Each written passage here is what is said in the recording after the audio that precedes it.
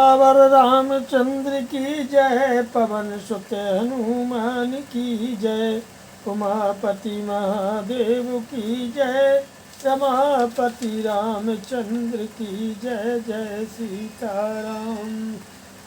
श्री अरण्यकांड रामायणांतर्गत अष्टम सर्ग नमः। अरण्यकांड के 8वें सर्ग में प्रातः काल तीक्षण से विदा लेकर के श्री राम लक्ष्मण सीता का वहाँ से प्रस्थान करने का वर्णन है। श्री हनुमान जी महाराज कथा सुनने की कृपा करें। रामस्तु सह सौमित्री सुतीक्षणेनाभिपूजितः, परिणाम निशाम तत्र प्रभाते प्रत्यबुध्यतो।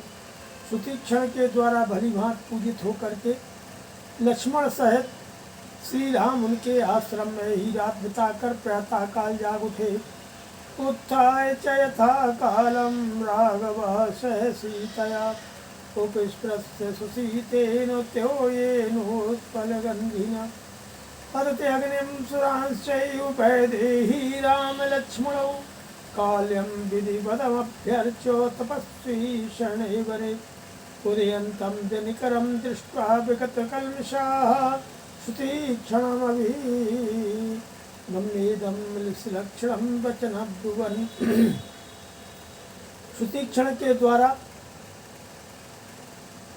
इस प्रकार से सीता सहित श्री राम और लक्ष्मण ने ठीक समय से उठकर के कमल की सुगंध से सुभाषित परम शीतल जल के द्वारा स्नान किया। इसके बाद उन तीनों ने ही मिलकर विधि पूर्वक अग्नि और देवताओं की प्रातःकालिक पूजा की। उसके बाद तपस्वी जनों के आश्रयभूत वन में उदित हुए सूर्यदेव का दर्शन करके वे तीनों निष्पाप पथिक सुतीक्षण मुनि के पास गए और वह मधुर वचन बोले। सुखोखिताः स्म भगवन् त्वया पूज्येन पूजिताः, अपृच्छामः प्रियास्यामो मुनयस्त्वरयन्ति नः। हे भगवान, आपने पूजनीय होकर भी हम लोगों की पूजा की है। हम आपके आश्रम में बड़े सुख से रहे हैं। अब हम यहाँ से जाएंगे, इसके लिए आपकी आज्ञा चाहते हैं। ये मुनि हमें चलने के लिए जल्दी मचा रहे हैं। त्वरामहे वयं दृष्टुं कृष्णमाश्रम मंडलम, ऋषीणां पुण्यशीलानां दंडकारण्यवासिनां। हम लोग दंडकारण्य में निवास करने वाले पुण्यात्मा ऋषियों के संपूर्ण आश्रम मंडल का दर्शन करने के लिए उतावले हो रहे हैं। कि अभ्यनुज्ञातुमिच्छामः सहैर्मुनिपुङ्गवैः, धर्मनित्यैः तपोदान्तैः विशिखैरिति पावकैः, अविषयत् तपो यावत् सूर्यो नातिविराजिते, अमार्गेणागतां लक्ष्मीं प्राप्येवान्वयवर्जितः, तावदिच्छामहे गन्तुम् इत्युक्त्वा चरणौ मुने, प्रवन्दे सह सौमित्रिः सीतया सह राघवो। अतः हमारी इच्छा है कि आप धूम रहित अग्नि के समान तेजस्वी, तपस्या द्वारा इंद्रियों को वश में रखने वाले तथा नित्य धर्मपरायण इन श्रेष्ठ महर्षियों के साथ यहाँ से जाने के लिए हमें आज्ञा दें। जैसे अन्याय से आई हुई संपत्ति को पाकर किसी नीच कुल के मनुष्य में असही उग्रता आ जाती है, उसी प्रकार वह सूर्यदेव जब तक असह्य ताप देने वाले होकर के प्रचंड तेज से प्रकाशित न होने लगे, उसके पहले ही हम यहाँ से चल देना चाहते हैं। ऐसा कर करके लक्ष्मण और सीता सह श्री राम ने मुनि के चरणों की वंदना की। तौ संस्पृशन्तौ चरणावुत्थाप्य मुनिपुङ्गवः, गाढमाश्लिष्य सस्नेहमिदं वचनमब्रवीत्। अपने चरणों का स्पर्श करते हुए श्री राम और लक्ष्मण को उठा करके मुनिवर सुतीक्षण ने कसकर हृदय से लगा लिया और बड़े स्नेह से इस प्रकार कहा।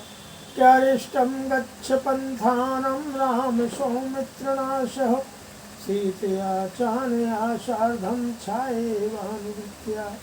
हे श्री राम, आप छाया की भांति अनुसरण करने वाली धर्मपत्नी सीता तथा सुमित्रा कुमार लक्ष्मण के साथ यात्रा कीजिए। आपका मार्ग विघ्न बाधाओं से रहित परम मंगल हो। पश्यासं पदं रम्यं दण्डकारणवासिनां तेषां तपस्विनां वीरतपसा भावितात्मिनां। अरे वीर, तपस्या से शुद्ध अंतःकरण वाले दंडकारण्यवासी इन तपस्वी मुनियों के रमणीय आश्रमों का दर्शन कीजिए।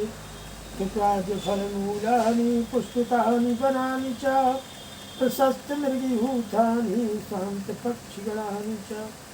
इस यात्रा में आप प्रचुर फल मूलों से युक्त तथा फूलों से शोभित अनेक वन देखेंगे। वहाँ उत्तम मृगों के झुंड विचरते होंगे और पक्षी शांत भाव से रहते होंगे।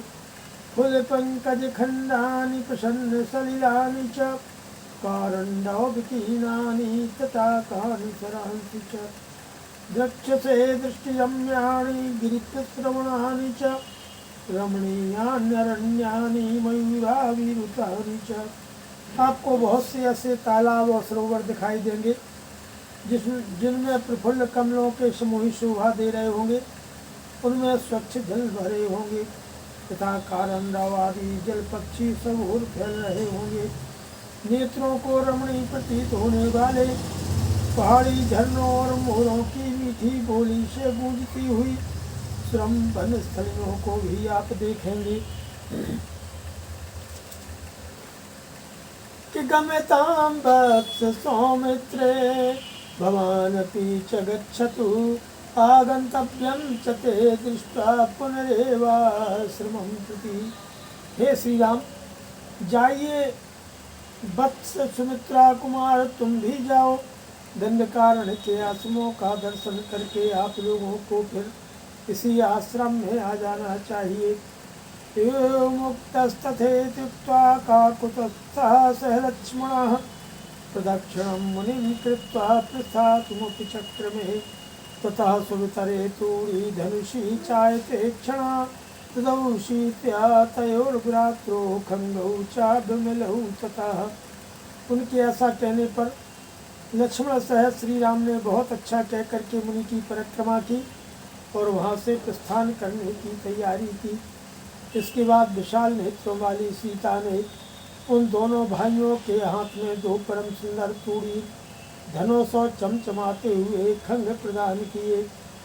अवध्य चुभे तूड़ी चापे चादाय शश्वने निष्क्रांतावाश्रमाद गंतुमभौ तौ राम लक्ष्मणौ शीघ्रं तौ रूप संपन्नावनुज्ञातौ महर्षिणा प्रस्थितौ धृतचापाशी सीतया सह राघवौ।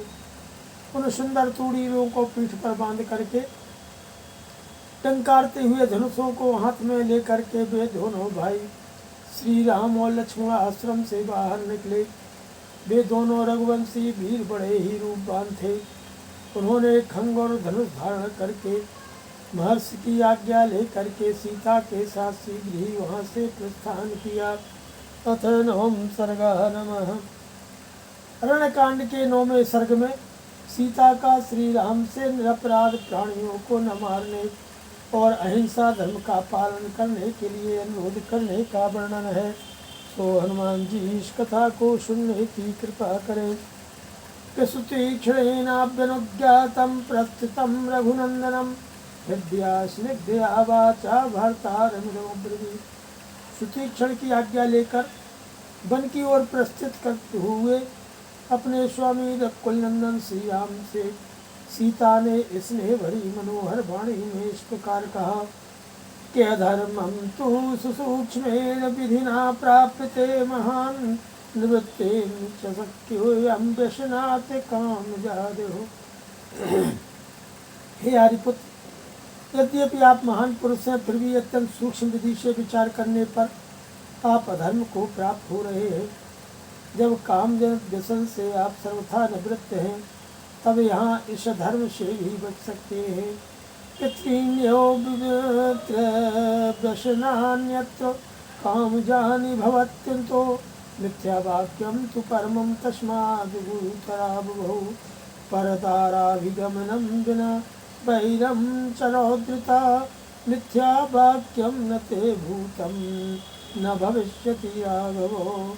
कुतो अभिषेलखडं स्त्रीणां परेशां धर्मनाशिनं तौ नास्ति मनुष्येन्द्रो न चाभूति ते कदाचनो मनस्यापि तथा राम न चैतद्विद्यते क्वचित् स्वधारनिरतश्चैव नित्यमेव नृपात्मजो धर्मिष्ठः सत्यसन्धश्च पितुर्निर्देशकारिकः त्वयि धर्मश्च सत्यं च त्वयि सर्वं प्रतिष्ठितम्। इस जगत में काम से उत्पन्न होने वाले 3 ही व्यसन होते हैं। मिथ्या भाषण बहुत बड़ा व्यसन है, किंतु उससे भी भारी 2 व्यसन और हैं। पर स्त्री गमन और बिना बैर के ही दूसरों के प्रति क्रूरतापूर्ण बर्ताव। हे रघुनंदन, इनमें से मिथ्या भाषण रूप व्यसन तो न आप में कभी हुआ है, न आगे होगा ही। पर स्त्री विषय अभिलाषा तो आपको हो ही कैसे सकती है। हे नरेंद्र, धर्म का नाश करने वाली यह कुत्सित इच्छा न आपके मन में कभी हुई थी न है, और न भविष्य में कभी होने की संभावना ही है। राजकुमार श्री राम, यह दोष तो आपके मन में भी कभी उदित नहीं हुआ है, फिर वाणी और क्रिया में कैसे आ सकता है।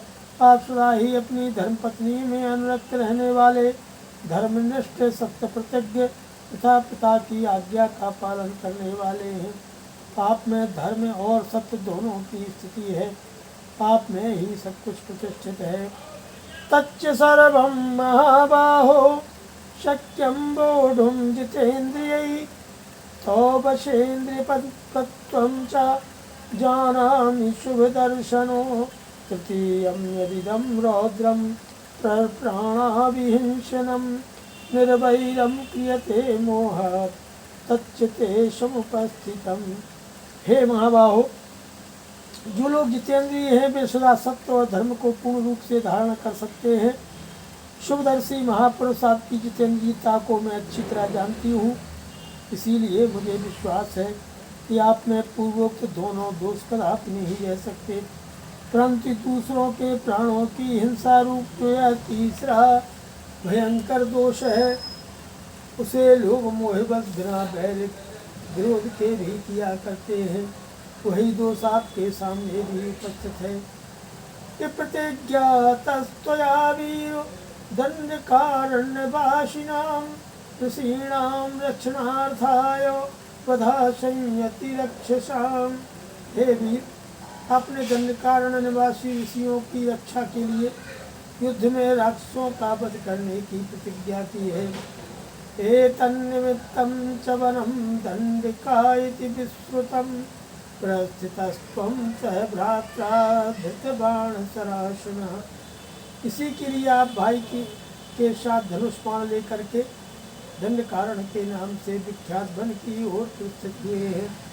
ततस्त्वां प्रस्थितं दृष्ट्वा मम चिन्ताकुलं मनः त्वद्व्रतं चिन्तयन्त्या वै भवेन्निःशेषमितं। अतः आपको इस घोर कर्म के लिए प्रस्तुत हुआ देख मेरा चित्त चिंता से व्याकुल हो उठा है। आपके प्रतिज्ञा पालन रूप वृक्ष का विचार करके मैं सदा यही सोचती रहती हूँ कि कैसे आपका कल्याण हो। नहीं मे रोचते वीर गमनम दंडकान् प्रति कारणं तत्र वक्ष्यामि वदन्त्यासूयतां मम। हे वीर, मुझे इस समय आपका दंडकारण्य में जाना अच्छा नहीं लगता है। इसका क्या कारण है यह बता रही हूँ, आप मेरे मुँह से सुनिए। कि त्वं ही बाण धनुष पाणिर्भ्रात्रा सह वनं गतः दृष्ट्वा वनचरान् सर्वान् कच्चित् कुर्यात् शरव्ययम्। आप हाथ में धनुष बाण लेकर के अपने भाई के साथ वन में आए हैं। संभव है समस्त वनचारी राक्षसों को देख करके कदाचित आप उनके प्रति अपने बाणों का प्रयोग कर बैठे। क्षत्रियाणां हि धनुर्हुतास्यन्धनानि च समीपतः स्थितं तेजोबल मुश्रियते वशम्। जैसे आग के समीप रखे हुए ईंधन उसके तेज रूप बल को अत्यंत उद्दीप्त कर देते हैं, उसी प्रकार यहाँ जहाँ क्षत्रियों के पास धनुष हो तो वह उनके बल और प्रताप को उद्बोधित कर देता है। पुरा किल महाबाहो तपस्वी सत्यवान शुचि कस्मिंचिद भवत्पुण्ये बने रथ मृगद्वये तस्यैव तपसो विभिन्नं कर्तुमिन्द्रः सचीपतिः खंगपाणिरथा गच्छदाश्रमं बटरूपधृको। हे महाबाहो, पूर्व काल की बात है, किसी पवित्र वन में जहाँ मृग और पक्षी बड़े आनंद से रहते थे, एक सत्यवादी एवं पवित्र तपस्वी निवास करते थे। उन्हीं की तपस्या में विघ्न डालने के लिए सचीपति इंद्र ने किसी योद्धा का रूप धारण करके हाथ में तलवार लिए एक दिन उनके आश्रम पर आए। तस्मिन् तदाश्रम पदे निहिता खंगोत्तमः सन्यासी विधिना दत्तः पुण्ये तपसि तिष्ठितः। उन्होंने मुनि के आश्रम में अपना उत्तम खंग रख दिया। पवित्र तपस्या में लगे हुए मुनि को धरोहर के रूप में वह खंग दे दिया। स तत्शस्त्र मनु प्राप्य न्यास रक्षण तत्परः बनेतु विचरत्यो रक्षन् प्रत्ययमात्मनः। उस शस्त्र को पाकर के मुनि उस धरोहर की रक्षा में लग गए। वे अपने विश्वास की रक्षा के लिए वन में विचरते समय से साथ रखते थे। यत्र गच्छत्युपादातुं मूलानि च फलानि च न विनायाति तं खंगं न्यास रक्षण तत्परः। धरोहर की रक्षा में तत्पर रहने वाले वे मुनि फल मूल लाने के लिए जहाँ कहीं भी जाते उस खंग को साथ लिए बिना नहीं जाते थे। कि नित्यं शस्त्रं परिवहन क्रमेण स तपोधना चकार रौद्रीं स्वाम बुद्धिं त्यक्त्वा तपस्वी निश्चयम्। तप ही जिनका धन था, उन मुनि ने प्रतिदिन शस्त्र ढोते रहने के कारण क्रमशः तपस्या का निश्चय छोड़कर अपनी बुद्धि को क्रूरता पूर्ण बना लिया। ततः सरौद्राभिरतः प्रमत्तो धर्मकर्षितः तस्य शस्त्रस्य संभाषात् जगाम नरकं मुनिः। फिर तो अधर्म ने उन्हें आकृष्ट कर लिया। वे मुनि प्रमादवश रौद्र कर्म में तत्पर हो गए। उस शस्त्र के सहवास से उन्हें नरक में जाना पड़ा। एवमें तत् पुरावृत्तं शस्त्र संयोग कारणम् अग्नि संयोग बद्धेतु शस्त्र संयोगी उच्यते। स्नेहाच बहुमानाच्चो स्मारये त्वां तु शिक्षये न कथंचन साकार्या गृहीत धनुषा तुया। बुद्धिर्वैरं विना हन्तुं राक्षसान् तन्त्रिकाश्रितान् अपराधं विना हन्तुं लोकोऽपि न मन्यते। इस प्रकार शस्त्र का संयोग होने के कारण पूर्व काल में उन तपस्वी मुनि को ऐसी दुर्दशा भोगनी पड़ी जैसे आग का संयोग ईंधन को जलाने के कारण होता है। उसी प्रकार शस्त्रों का संयोग शस्त्रधारी के हृदय में विकार का उत्पादक कहा गया है। मेरे मन में आग के प्रति जो स्नेह विशेष आदर है, उसके कारण मैं आपको उस प्राचीन घटना की याद दिलाती हूँ तथा यह शिक्षा भी देती हूँ कि आपको धनुष लेकर के किसी तरह बिना बैर के ही दंडकारण्यवासी राक्षसों के वध का विचार नहीं करना चाहिए। हे वीरवर, बिना अपराध के ही किसी को मारना संसार के लोग अच्छा नहीं समझेंगे। कि क्षत्रियाणाम तु वीराणाम बने शून्यतात्मनाम धनुषाकार मेता बदार्थानाम अविरक्षणम। अपने मन और इंद्रियों को बस में रखने वाले क्षत्रिय वीरों के लिए वन में धनुष धारण करने का इतना ही प्रयोजन है कि वे संकट में पड़े हुए प्राणियों की रक्षा करें। क्वच शस्त्रम क्वच वनम क्वच छात्रम तपः क्वच व्याविध्यमिदमस्माभिर्देश धर्मस्तु पूज्यताम। कहाँ शस्त्र धारण और कहाँ वनवास, कहाँ क्षत्रिय का हिंसामय कठोर कर्म और कहाँ सब प्राणियों पर दया करना रूप तप परस्पर विरुद्ध जान पड़ते हैं। तथा हम लोगों को देश धर्म का भी आदर करना चाहिए। इस समय हम तपोवन रूप देश में निवास करते हैं। अतः यहाँ के अहिंसामय धर्म का पालन करना ही हमारा कर्तव्य है।